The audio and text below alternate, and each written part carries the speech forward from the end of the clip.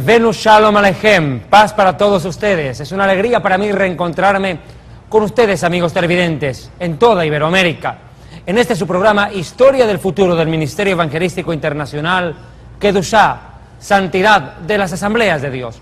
En esta oportunidad vamos a continuar con nuestro estudio sobre el arrebatamiento de la Iglesia. En un primer programa habíamos estudiado las diferencias entre el arrebatamiento y la segunda venida, pero es necesario desglosar este aspecto tan importante del marco profético y más aún en vistas al inminente arrebatamiento de la Iglesia y de la resurrección de los muertos en Cristo. ¿Les parece si continuamos?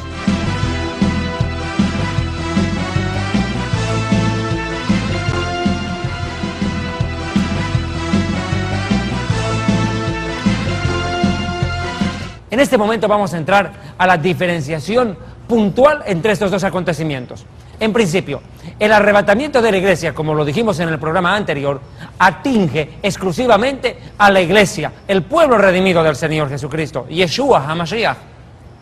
En tanto, la segunda venida pertenece al plan de Dios para con la nación de Israel, el pueblo judío, el pueblo escogido. Bien, ¿qué más podemos decir del arrebatamiento? El arrebatamiento es el momento en el cual el Mesías recoge a la novia, la Iglesia, la cual está vestida de lino fino, limpio, blanco y resplandeciente, esperando el glorioso momento del arrebatamiento. En tanto que la segunda venida es el regreso del Mesías, ya no con la novia, sino con la esposa del Cordero. Sí, después del arrebatamiento de la Iglesia, esto es importante que lo tomen en cuenta, el pueblo redimido del Señor ingresará a la cena de las bodas del Cordero, a las bodas del Cordero, que tendrán lugar en la Nueva Jerusalén. Cuando regrese la Iglesia a la tierra, vendrá en calidad ya no de novia, sino de esposa. Entre el arrebatamiento y la segunda venida hay 7 años de diferencia. Por favor, tomen en cuenta, 7 años de diferencia existen entre arrebatamiento y segunda venida. ¿Qué más podemos puntualizar? En el arrebatamiento, la Iglesia espera al Señor en el aire. Esto es importante. Dice la Escritura en Tesalonicenses capítulo 4, para recibir al Señor en el aire. La Iglesia sube y lo espera en las nubes. Y de pronto el cielo se abre y el Señor viene a recoger a la Iglesia del medio camino para llevársela a la casa del Padre, a la Nueva Jerusalén. En tanto, la segunda venida es cuando el Señor, el Mesías Yeshua, Jesús, pise, literalmente asiente sus pies sobre el monte de los Olivos que está enfrente de Jerusalén al oriente. Otra diferencia importante, en el arrebatamiento solo le verán al Señor Yeshua, al Señor Jesús, aquellos que hayan sido arrebatados o resucitados.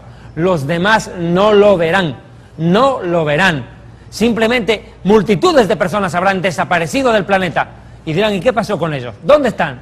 En tanto que en la segunda venida, todo ojo le verá. Escúcheme bien, en la segunda venida, todo ojo le verá, porque bajará a la tierra, bajará a Jerusalén, a la ciudad santa, a la capital de Israel, descenderá el Mesías. Y todas las naciones, absolutamente todas, verán cómo se ilumina el cielo y el Mesías descenderá, visible, y no solo él. Vendrán los ángeles del cielo y después la Iglesia y también descenderá la ciudad santa, la Nueva Jerusalén. Jerusalén, la celestial, también descenderá. Literalmente, en la segunda venida, el cielo se viene abajo. ¿Qué más podemos decir? En el arrebatamiento, los creyentes, nacidos de nuevo, escúcheme bien, aquí yo no estoy diciendo cristianos nominales, no estoy diciendo gente con antigüedad dentro de la Iglesia, o gente que considere que Iglesia es una puerta de entrada, otra de salida, 8 ventanas y un techo. Eso no es Iglesia. Iglesia son aquellos que nacieron de nuevo, aquellos que reconocieron a Yeshua como su Señor y Salvador antes de morir. Escúcheme bien, antes de morir. ¿Por qué digo esto? Porque dentro de la religión tradicional romana se cree en el purgatorio, que es un lugar donde las almas van en un estado de espera y de sufrimiento, mientras se hacen misas aquí en la tierra a favor de ellos, para que luego de tanta burocracia como si fuera el gobierno, puedan pasar finalmente al cielo. Definitivamente eso no existe en la palabra de Dios. El que murió sin recibir al Señor en su corazón como Señor y Salvador, lamentablemente se pierde eternamente y será predicado el Evangelio del Reino como testimonio de todas las naciones. Predicad el Evangelio, el que creyere y fuere bautizado será salvo, el que no será condenado. no dice que irá al purgatorio, o va al cielo o va al infierno, no hay otro lugar de espera. Aclaro solamente eso. Y en el momento del arrebatamiento, como habíamos dicho, los muertos en Cristo, junto con los que estén vivos en aquel instante, serán arrebatados, tomados de golpe, en un abrir y cerrar de ojos, a los cielos para encontrarse con el Señor. Luego, habrá que puntualizar lo siguiente. En la segunda venida, el Mesías regresa con la iglesia. Y aquellos que se hayan quedado y que hayan sobrevivido a esos 7 años terribles de sufrimiento en la tierra, ingresarán al milenio, cuando el Mesías gobierne este mundo por 1000 años. ¿Qué más se puede decir acerca del arrebatamiento? El arrebatamiento tiene por propósito echar al diablo del cielo a la tierra, nuevamente. La Biblia dice en el Apocalipsis capítulo 12, que luego del arrebatamiento de la iglesia, Satanás levantará a todo su grupo de ángeles rebeldes y lo llevará al cielo a una batalla en los cielos. Pelearán, dice Apocalipsis 12, el ángel Miguel y sus ángeles contra Satanás y sus ángeles, pero no prevalecerá Satanás, será echado del cielo a la tierra. Y la Biblia dice en ese pasaje de Apocalipsis: ¡ay de los moradores de la tierra y del mar! Porque el diablo descendió a vosotros sabiendo que tiene poco tiempo, con gran ira. Pero alegraos, moradores de los cielos. Imagínense el contraste en el Apocalipsis 12. Los que se quedan en la tierra, en el rapto, mejor les fuera ni haber nacido. Porque el diablo con toda su ira será echado del cielo a la tierra después de un intento nuevo de rebelión, y perseguirá a la humanidad, y será el tiempo de mayor derramamiento de sangre jamás visto en la historia. En cambio, alegraos de los moradores del cielo. ¿Quiénes son los que están morando en ese momento en el cielo? La iglesia, la novia del Cordero, que ingresará a las bodas del Cordero para convertirse ya no en novia, sino en esposa, y será tiempo de alegría. Gocémonos y alegrémonos, dice el Apocalipsis, porque han llegado a la cena de las bodas del Cordero. Mientras se alegran en el cielo, llorarán en la tierra. Será un tiempo terrible de dolor. En cambio, la segunda venida tiene un objetivo también para con Satanás. ¿Cuál es el objetivo para con Satanás en la segunda venida? Echarlo al abismo, apresarlo por 1000 años en las profundidades de la tierra. ¿Notó? Luego del rapto lo echan a la tierra, y luego de la segunda venida lo meten en prisión por 1000 años en el abismo, en las profundidades de la tierra, encadenado por 1000 años para que no engañe a las naciones.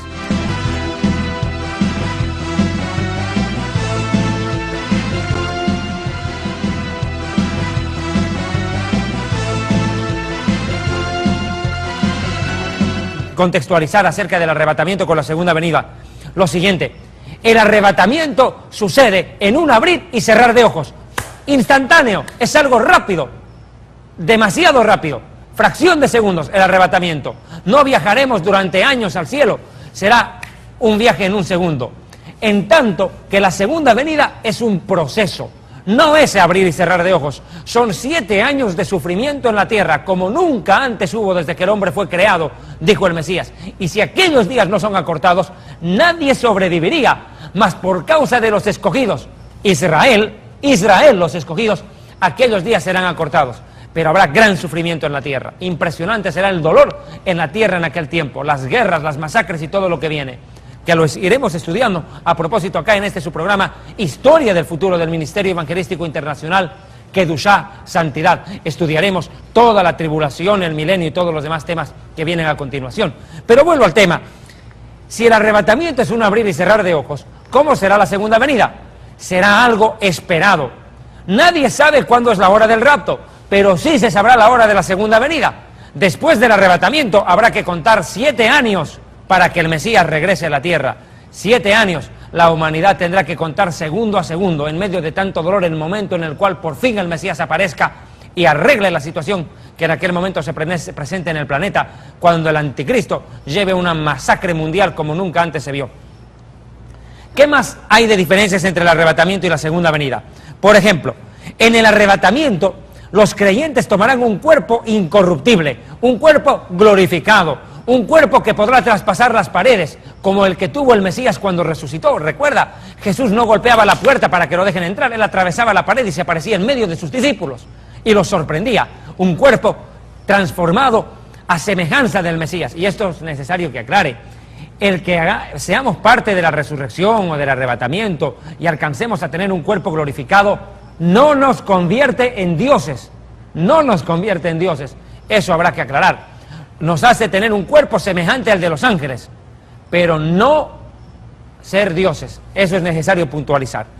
¿Qué más tengo que puntualizar? En cambio, en la segunda venida, la gente que haya sobrevivido a esos 7 años terribles en la tierra, ingresará con cuerpo natural, carne y hueso, sangre, tal como tenemos ahora nosotros, ingresarán al milenio. Y los de cuerpo glorificado, la iglesia, gobernarán a los que tengan cuerpo natural en el milenio, es decir, todas las naciones, empezando por Israel, que hubieran sobrevivido a esos 7 años de sufrimiento. ¿Qué más se puede decir del arrebatamiento en relación a la segunda venida? En el arrebatamiento el Mesías Yeshua desciende con voz de mando, con voz de arcángel y con trompeta de Dios. En la segunda venida no hay voz de mando ni voz de arcángel. Lo que ocurre es que el Mesías desciende del cielo y con la palabra de su boca herirá al anticristo y a las naciones que estén atacando a Israel en aquel momento. Otro detalle: en el arrebatamiento los ángeles no intervienen para nada, absolutamente para nada aparecen los ángeles. En cambio, en la segunda venida sí, vienen los ángeles del cielo detrás del Mesías para luego juzgar a las naciones y separar el trigo de la cizaña. Los ángeles separan el trigo de la cizaña, arrojan la cizaña y la lanzan al fuego. ¿Quiénes son la cizaña? Todos aquellos rebeldes que estén luchando contra Israel y traten de evitar que el Mesías regrese a la tierra. Aquellos que pelearán contra el Cordero, a los cuales al final el Cordero les vencerá porque es Señor de señores y Rey de reyes. ¿Notó? Aquellos rebeldes serán echados al fuego eterno. ¿Quiénes más o qué más ocurre de diferencia entre el arrebatamiento y la segunda venida? El arrebatamiento ocurre como ladrón en la noche. ¿Alguna vez algún ladrón le llamó por teléfono a su casa y le dijo: trin, trin, conteste usted, hola, sí, por favor, habla un ladrón, en 10 minutos estoy llegando a la casa a robarme todo? ¿Usted aceptaría eso? Ilógico, ¿verdad? El arrebatamiento ocurre como ladrón en la noche, sin aviso, intempestivamente. El Señor viene y toma lo que es suyo y se va. La iglesia es suya, se la lleva a la iglesia, arrebatada, raptada. En tanto, la segunda venida no es como ladrón en la noche, es como rey, a hacerse presente para defender a la nación de Israel y a su pueblo, para restaurarlo y levantarlo. Ese día, cuando el Mesías venga, será visible a todas las naciones. Todo el mundo verá al Mesías Yeshua descender a la tierra. Y ese momento todos los Yehudim, todos los judíos del mundo que habrán descubierto el engaño del anticristo, reconocerán a Yeshua como el Mesías, Yeshua HaMashiach, y me mirarán a mí, a quien traspasaron, dice la escritura en Zacarías. Me mirarán a mí, a quien traspasaron. La pregunta es, ¿cuándo lo traspasaron? Cuando vino por primera vez, y como dice Isaías 53 y Salmo 22, fue herido por nuestras rebeliones, molido por nuestros pecados.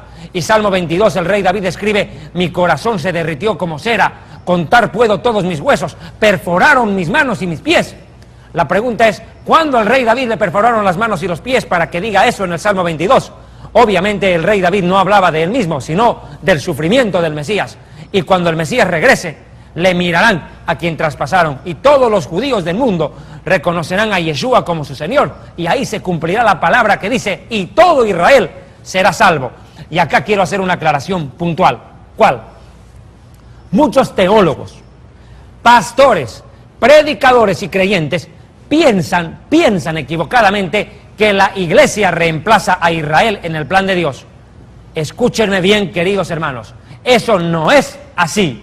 Israel fue, es y será el pueblo escogido de Dios, y la iglesia debe orar por Israel, bendecir a Israel, porque en la paz de Israel está la paz de la humanidad.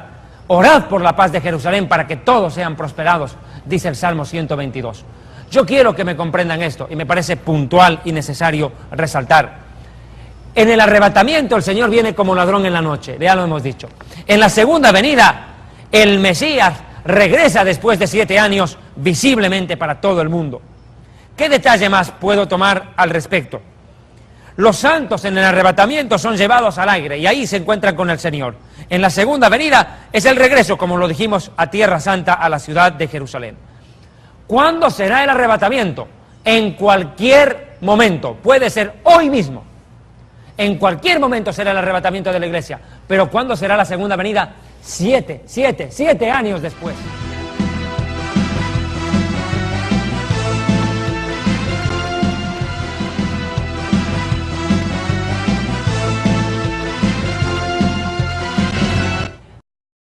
¿Qué señales hay antes del arrebatamiento? Y esto me parece fantástico, me parece menester tocar. ¿Qué señales hay antes del arrebatamiento? Las estudiaremos. Guerras y rumores de guerras, nación contra nación, reino contra reino, enfermedades, hambrunas, inmoralidad sexual como en los días de Sodoma y Gomorra. Queremos entrar al análisis pormenorizado de las señales que preceden al arrebatamiento de la iglesia. Veremos que hay un cúmulo de acontecimientos históricos, proféticos, de orden religioso, político, económico, social, que están anunciando aún moral, la creciente inmoralidad del desarrollo tecnológico, ¿por qué no también tomar como referencia? Están anunciando el inminente arrebatamiento de la iglesia. Pero, ¿a partir de qué se puede tomar en cuenta que el arrebatamiento está cerca? Yo quiero ir a la misma palabra del bendito Señor Rey de Reyes, el Todopoderoso y Señor Yeshua HaMashiach. Dice la palabra del Rey en Mateo capítulo 24, versículo 32, algo que necesito explicar en detalle. Dice la palabra: de la higuera aprended la parábola. Cuando ya su rama está tierna y brotan sus hojas, sabéis que el verano está cerca. Preste atención a la palabra cerca. Así también ustedes, cuando veáis que todas estas cosas suceden, conoced que está cerca, mire, por segunda vez, cerca, a las puertas. De cierto os digo que no pasará esta generación hasta que todo esto acontezca. Cielo y tierra pasarán, pero mis palabras no pasarán.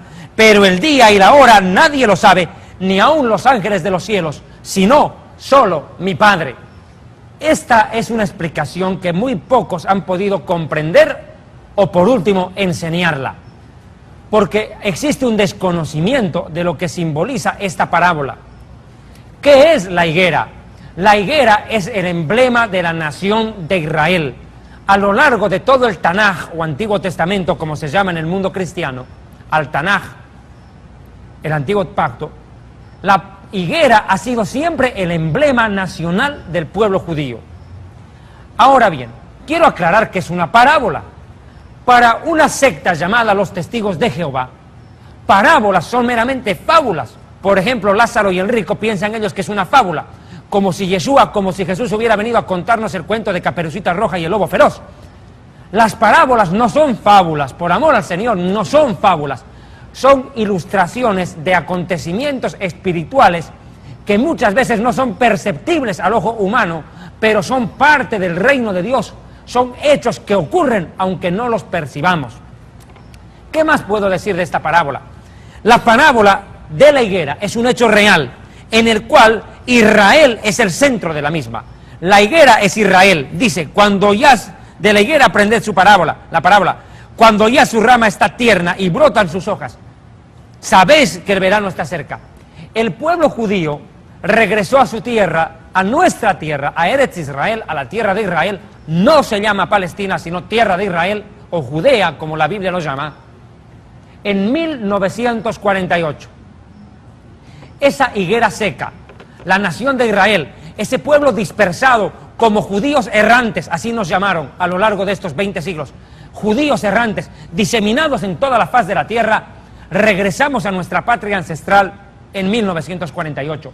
Ese momento la higuera, Israel, rebrotó.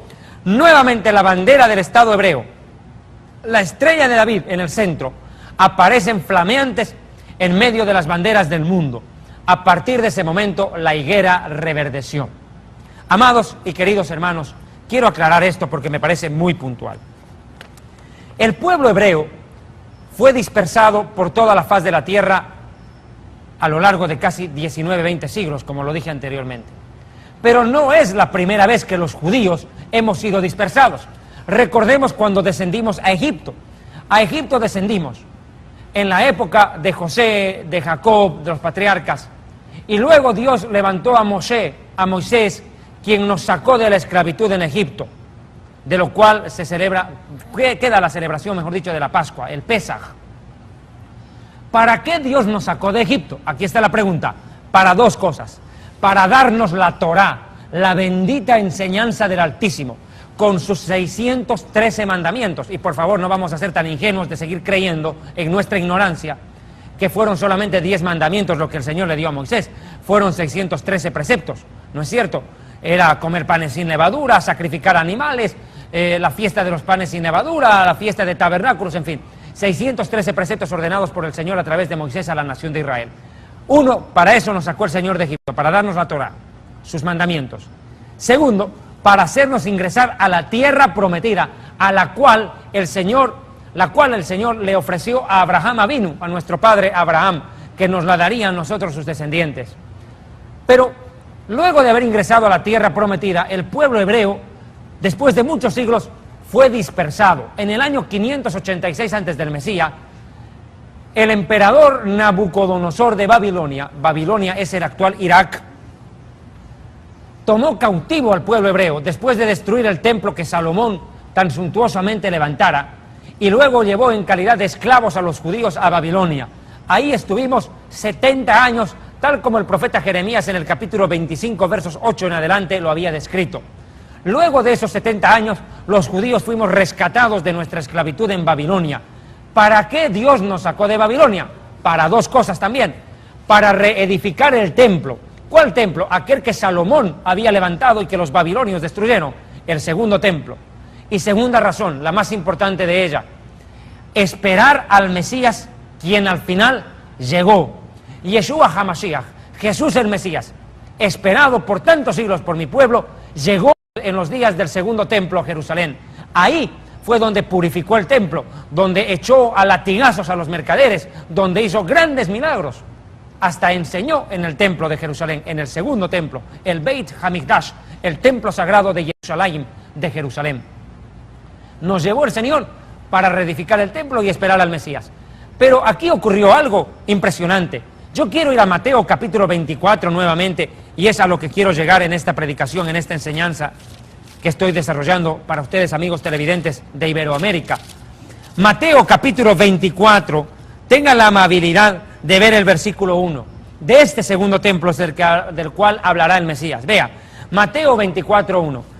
Cuando Yeshua salió del templo, del Beit Hamikdash, del segundo templo de Jerusalén, y se iba, se acercaron sus talmidim, sus discípulos, para mostrarle los edificios que circundaban y el mismo templo. Respondiendo Yeshua les dijo: ¿veis todo esto?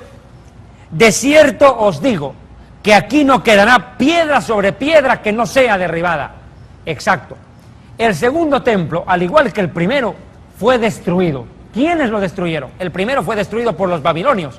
El segundo templo fue destruido por el Imperio Romano, que el 6 de agosto del año 70, después del Mesías, fue arrasado e incendiado, como veremos en las imágenes que acompañan a este programa. Incendiado por orden del emperador Tito. El emperador Tito fue quien ordenó la destrucción. El general Tito, por orden de Vespasiano, ordena el incendio de Jerusalén, la destrucción del templo sagrado. Y a partir de eso comenzó una etapa calamitosa para mi pueblo, para el pueblo judío. Fuimos deportados de nuestra tierra, echados a vagar por las naciones del mundo. Pero lo más curioso de ello es que ya Yeshua lo había advertido. No solo advirtió Jesús que el templo sería destruido, sino que la ciudad de Jerusalén sería destruida y que los judíos seríamos llevados como esclavos a todas las naciones del mundo. Quiero leer Lucas 21, 24. Y por favor, tengan la amabilidad, si me lo permite. Estoy tomando como referencia el libro Historia del Futuro, escrito por quien les está predicando este momento, y es un libro que está a su alcance y les va a servir de mucho, no sin antes mencionar también el libro Jerusalén y la Tierra Prometida, que contiene el plan de Dios para la nación de Israel, con la historia, el origen, la historia y el plan de Dios para el pueblo hebreo.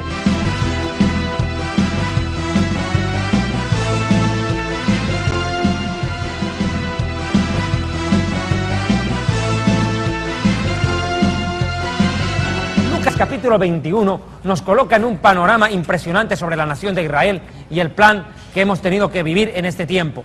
Lucas 21, 24 dice: y caerán a filo de espada. ¿Quiénes? Los judíos. Fuimos perseguidos, masacrados, asesinados y correteados por todo el mundo. Y serán llevados en calidad de esclavos a todas las naciones. Y acá quiero detenerme. Usted tal vez me preguntará: hermano, ¿dónde nació usted? Yo nací en Bolivia. ¿Pero cómo así que es judío? Sí, habemos judíos en todas las naciones del mundo. Aquí la Biblia dice que los judíos los hebreos seríamos llevados a todas las naciones del mundo. Nosotros nacemos en cualquier país, pero seguimos siendo judíos. No perdemos nuestra identidad nacional, algo que no ocurre con otras naciones. Dios mismo se encarga de proteger que el pueblo judío, aún disperso en todo el orbe, en lo ancho y lo largo del planeta, no desaparezca como nación. Porque Dios tiene un plan para con mi pueblo, el pueblo judío, un plan que todavía tira para largo, aunque a muchos no les agrade. Pero dice la palabra, y serán llevados los judíos cautivos a todas las naciones, y Jerusalén será pisoteada por las naciones gentiles hasta que los tiempos de los gentiles se cumplan. Pero eso lo voy a explicar después con más detalle. Pero, ¿qué quiero mencionar? ¿Por qué menciono esto? Hermanos amados, la dispersión del pueblo judío fue un hecho profético. Comenzó 70 años después de Cristo, después de Mashiach. Fuimos llevados a todas las naciones hasta 1948. El 14 de mayo de 1948, David Ben Gurion declaró la Teudat, el acta de la independencia de Israel. Leyó el acta de la independencia de Israel y ahí comenzó el moderno Estado judío, su historia contemporánea. Ese momento, escúchenme bien, más de 1000 profecías se cumplieron sobre Israel, que regresaríamos a nuestra tierra ancestral. Lo he dicho antes y lo reitero ahora. Muchos predicadores, teólogos y pastores han dicho que la iglesia reemplaza a Israel, que el pueblo judío fue desechado, que Israel ya no es pueblo de Dios. Entonces, ¿cómo poder explicar ellos que hoy los judíos hayamos regresado a nuestra tierra en un auténtico milagro, como jamás antes hubo en la historia, que un pueblo de más de 2000 años de disperso regrese a su propia patria?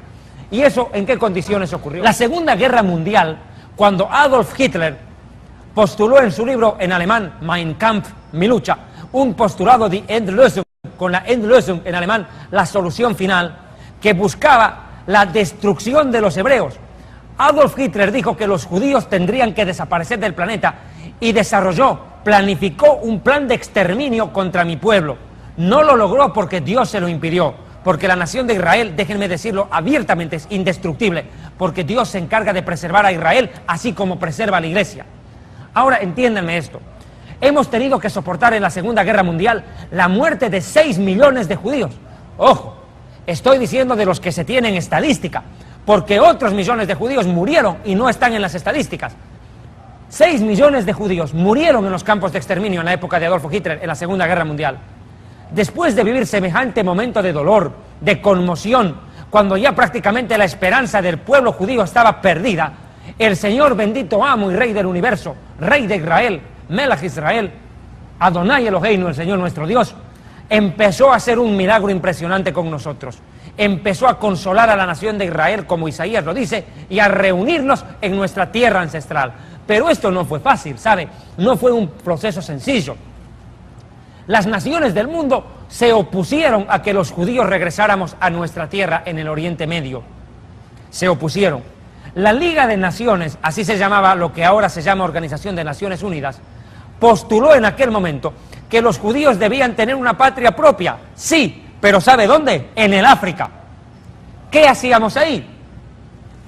Entonces es donde David Ben Gurion, primer presidente, si quiere así llamarlo, el primer ministro de Israel en 1948, declaró una frase que para nosotros es histórica. Ben Gurion dijo: donde estuvo nuestro pasado, estará también nuestro futuro. No se puede concebir al pueblo judío sin Jerusalén, y Jerusalén está en el Oriente Medio, no en el África. Definitivamente, así como la iglesia anhela la nueva Jerusalén, los judíos anhelamos Jerusalén, acá en la tierra. Es el equivalente.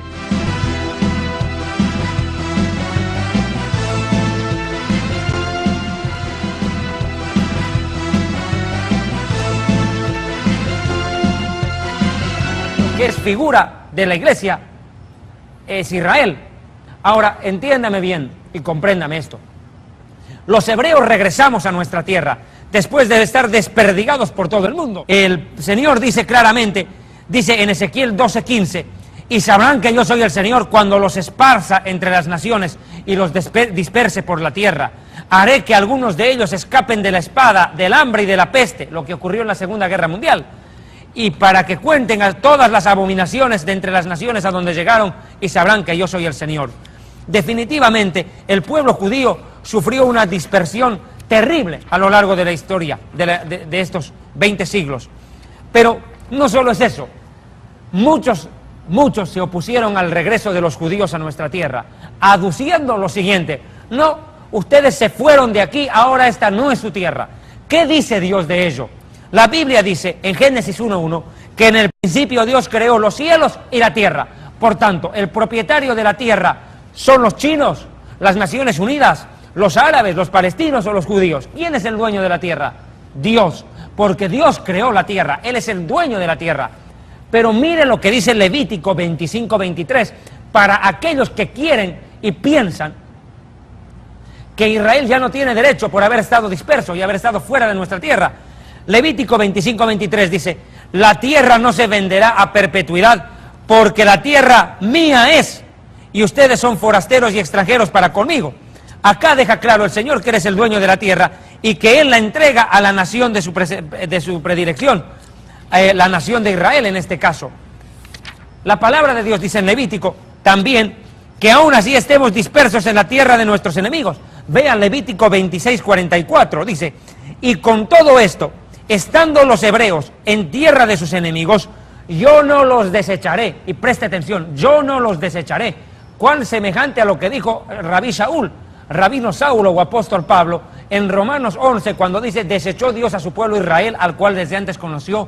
No, en ninguna manera, porque yo también soy israelita de la tribu de Benjamín. Y es tanto esto que Romanos 1:16 dice que el evangelio es salvación para todo aquel que cree, al judío primeramente y luego al gentil. ¿Se dan cuenta? La nación de Israel sigue siendo el centro del corazón de Dios, gústeles o no a muchas personas. Ahora mire, la nación de Israel dice que estaría dispersa en tierra de sus enemigos, pero aquí la palabra de Dios dice que el Señor no nos desecharía, Levítico 26:44, invalidando mi alianza con ellos, porque yo soy el Señor su Dios. Imagínense, no hay nada que borre el derecho legítimo de Israel sobre la tierra en el Oriente Medio.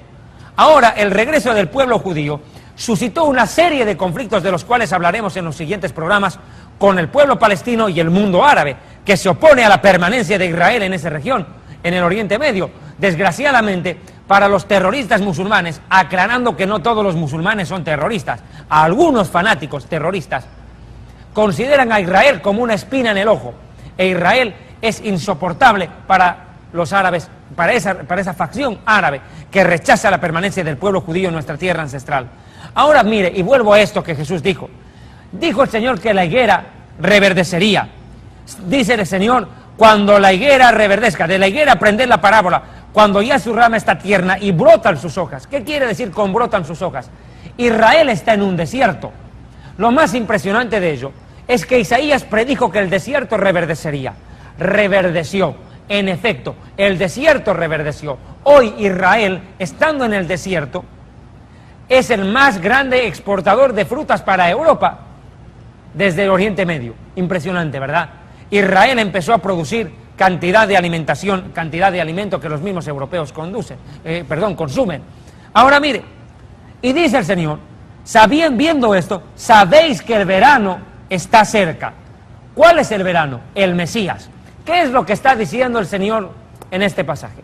Yeshua está diciendo a sus discípulos que cuando vean a los judíos regresar a su patria, cuando nos vean a los hebreos retornar a nuestra tierra prometida, sepan que el verano está cerca. Muchos predicadores inclusive dieron fechas para el arrebatamiento, cuando nadie debe darlas. Y dijeron que el Señor viene tal fecha o cual fecha, y se equivocaron. ¿Por qué? Porque ellos dieron fechas de arrebatamiento aún antes de que los judíos regresáramos a nuestra tierra. Amados hermanos, el arrebatamiento de la iglesia no se podía dar mientras los hebreos no retornemos a nuestra patria. Esa es la primera condición para que exista rapto, que cuando la iglesia se va, Israel se queda en su propia tierra a predicar el evangelio y alcanzar la salvación. Ahora quiero detallar esto más, si me lo permiten. Mateo 24:32, volvamos por favor, dice textualmente la palabra del Señor: de la higuera aprended de la parábola, cuando su rama está tierna ya y brotan sus hojas, sabéis que el verano está cerca, cerca. El Señor está cerca a arrebatar a la iglesia, está a un paso de hacerlo. verso 33. Así también ustedes, cuando vean todas estas cosas, a los judíos regresar, persecuciones, guerras y conflictos, conoced que está cerca, nuevamente, cerca, a las puertas. ¿Qué cosa está a las puertas? El arrebatamiento. 34. De cierto os digo que no pasará esta generación sin que todo esto acontezca. Este debe ser uno de los versículos menos entendidos de todo el Nuevo Testamento. ¿Qué quiere decir el Mesías con de cierto os digo que no pasará esta generación? Primero, quiero hacer una aclaración. Como sociólogo y abogado, puedo este momento explicar lo que es una generación.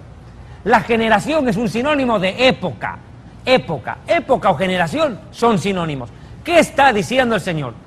Que la época en la cual la higuera reverdezca, la época en la cual los judíos regresen a su tierra, es el momento preciso en el cual ocurrirá el arrebatamiento de la iglesia. ¿Cuándo reverdeció la higuera? En 1948. ¿Cuándo es el arrebatamiento? Nadie lo sabe. Nadie sabe cuándo es el día, nadie sabe cuándo es la hora, el mes o el año para el arrebatamiento. Escúcheme, nadie sabe cuándo es la hora, día, mes o año del arrebatamiento. Pero sí se sabe cuándo es la época. ¿Cuándo es la época en que el Señor recoge a la iglesia? Cuando los judíos regresen a su tierra. Esto comenzó, lo repito una vez más, a partir de 1948. Les estoy diciendo que desde 1948 para acá, tengan por hecho que el arrebatamiento ocurrirá ya. Y usted debe vivir en santidad. Antes se predicaba, el Señor viene pronto, el Señor viene pronto. Hoy ya no se debe predicar eso. El mensaje cambió. El Señor viene ya. Y sin santidad nadie verá al Señor. Es momento en el cual la iglesia deje la tibieza, la hipocresía, la superficialidad. Entendamos algo. El Señor está interesado no en nuestra bendición, no en nuestra prosperidad, sino en nuestra santidad y obediencia. Que hagamos la voluntad del Señor para no ser dejados atrás, para no ser dejados de lado cuando suene la trompeta y el bendito Mesías recoja a la iglesia para llevársela a los cielos.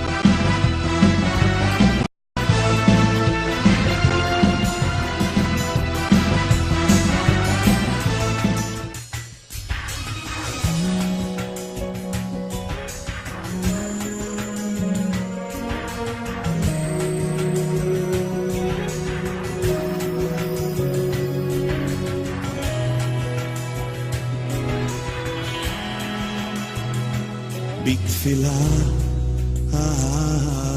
אמן, שעולה, אמן, כל הנשמה תהלליה, אמן,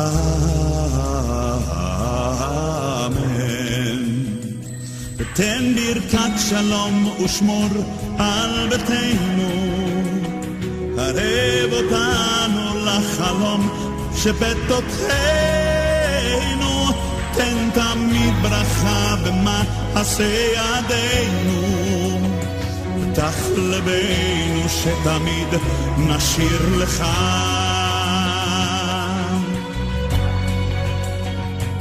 אלוהי אמן, תקוותיי אמן, עטוף אותנו באהבה, אמן.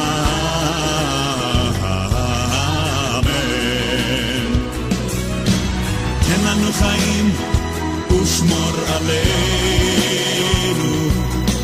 תן שתתגשם אהבתנו,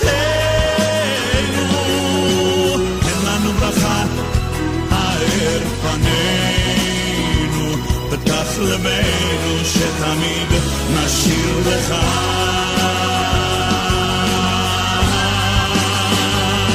לעולם אמן, לכולם אמן, חזק את רוח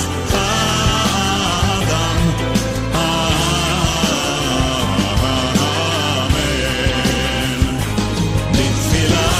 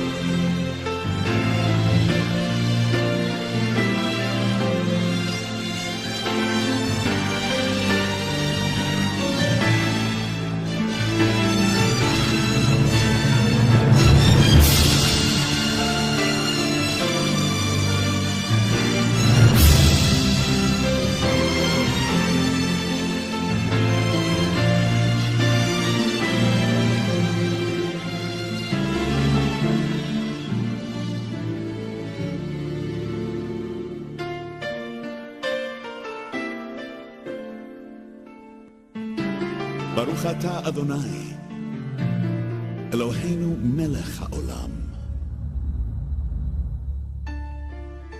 Bendito seas tú, oh Dios, guardador de tu palabra, guardador de tu pueblo, guardador de tu ciudad, Jerusalén.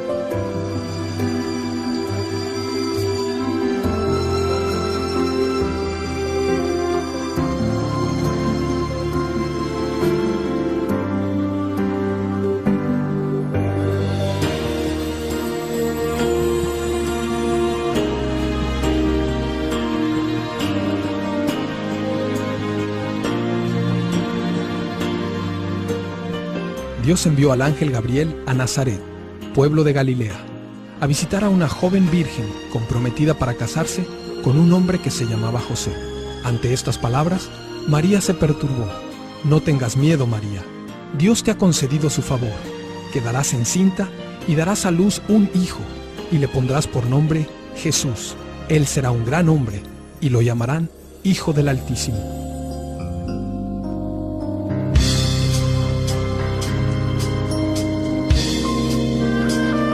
José fue hasta Belén, la ciudad de David, para inscribirse junto con María, su esposa.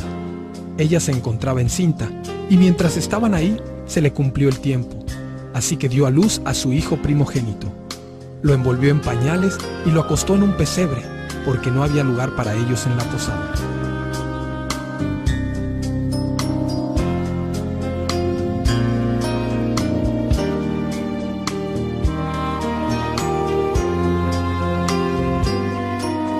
Cuando cumplió 12 años, fueron allá según era la costumbre. Terminada la fiesta, emprendieron el viaje de regreso, pero el niño Jesús se había quedado en Jerusalén sin que sus padres se dieran cuenta. Ellos hicieron un día de camino mientras lo buscaban entre los parientes y conocidos.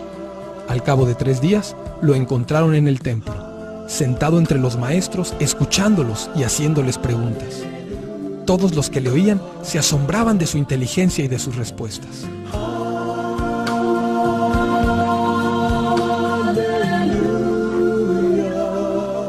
Enseguida, al subir del agua, Jesús vio que el cielo se abría y que el Espíritu bajaba sobre él como una paloma.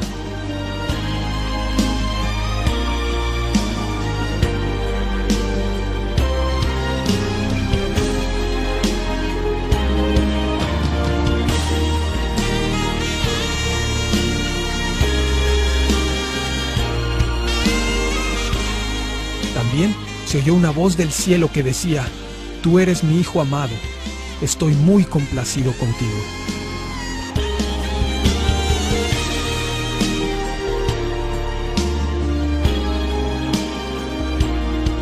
Jesús se puso en camino y las multitudes lo apretujaban.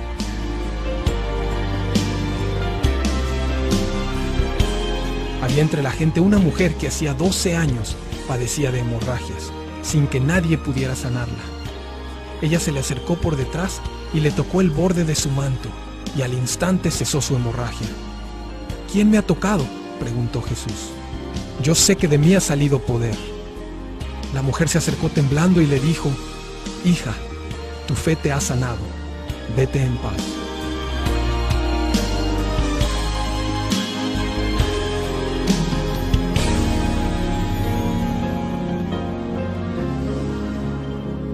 Comenzó a lavarle los pies a sus discípulos. Pues si yo, el Señor y Maestro, les he lavado los pies, también ustedes deben lavarse los pies los unos a los otros. Les he puesto el ejemplo para que hagan lo mismo que yo he hecho con ustedes. Baruch atah Adonai, Eloheinu melech haolam, borei pri hagafen. Esta copa es el nuevo pacto en mi sangre, que es derramada por ustedes.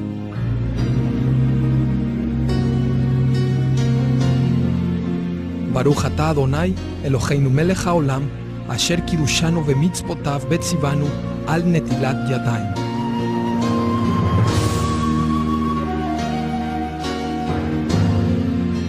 Baruch atah Adonai, Eloheinu melech haolam, hamotzi lechem min haaretz. También tomó pan, y después de dar gracias lo partió y se lo dio a ellos, y dijo: Este pan es mi cuerpo, entregado por ustedes. Hagan esto en memoria de mí.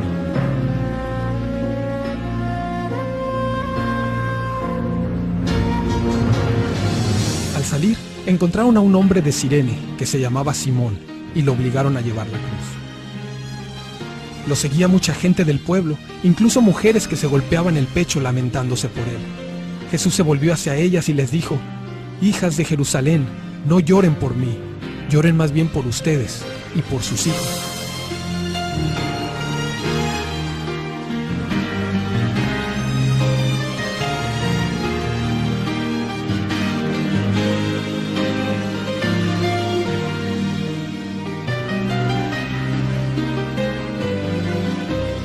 Esto sucedió para que se cumpliera la escritura que dice: se repartieron entre ellos mi manto, y sobre mi ropa echaron suertes. Eran las 9 de la mañana cuando lo crucificaron, junto con los criminales, uno a su derecha y otro a su izquierda.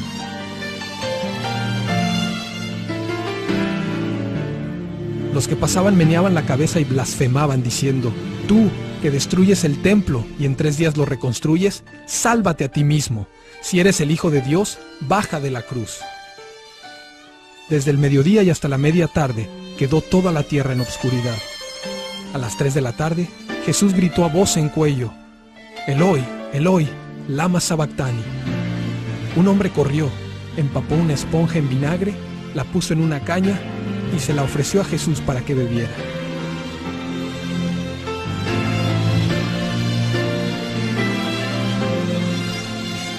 Entonces Jesús volvió a gritar con fuerza y entregó su espíritu.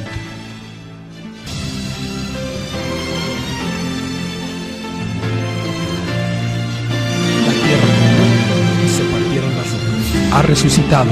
La tumba está vacía.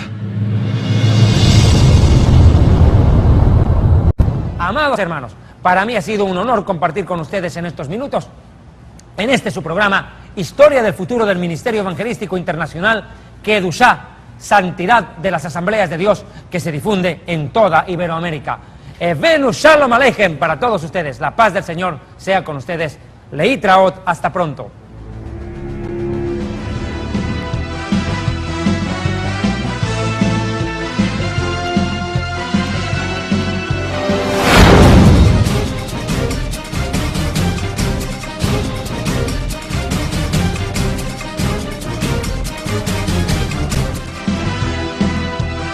Él tiene una inquebrantable fe en la venida del Mesías, al que espera en toda hora y sabe que no lo defraudará.